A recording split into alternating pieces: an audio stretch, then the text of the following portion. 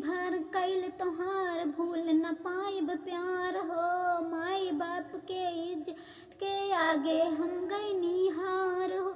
जिंदगी भर कैल तोहार भूल न पाइब प्यार हो। माई बाप के इज्जत के आगे हम गइनी हार हो। कसम खा के कही तोहर नाम न धरे, कसम खा के कही तोहर नाम न धरे।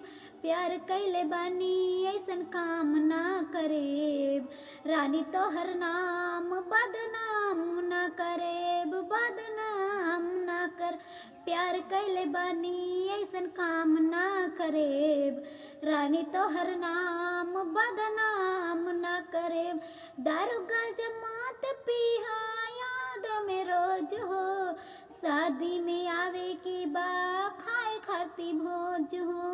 बात न टलने बानी नाही कबो टालेब, भोज के तू कहा देबू जहरियो भी खा लेब।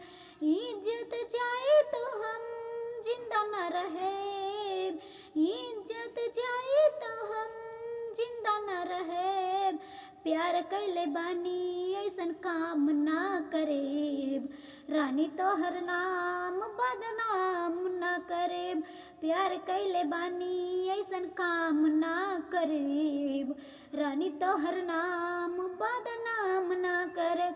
जाके ससुरा में सेंटरा देव शादी हो, हीर से ना होई हमसे कैल बर्बादी हो। दूसरा के नामे अब भरबू सिंदूर हो, जीतई दिलवा नाही करी मंजूर हो। जीतई दिलवा नाही करी मंजूर। कैसे शिकारी संगे डोली चढ़े, कैसे शिकारी संगे डोली चढ़े। प्यार कैले बानी ऐसन काम ना करे, रानी तोहर नाम बदनाम ना करेब। प्यार कैले बानी ऐसन काम ना करेब, रानी तोहर नाम बदनाम ना कर। जिंदगी भर कैल तोहार भूल न पाइब प्यार। माई बाप के इज्जत के आगे हम गइनी यार। कसम खा के कही तोहर नाम न धरेब, कसम खा के कही तोहर नाम न धरेब।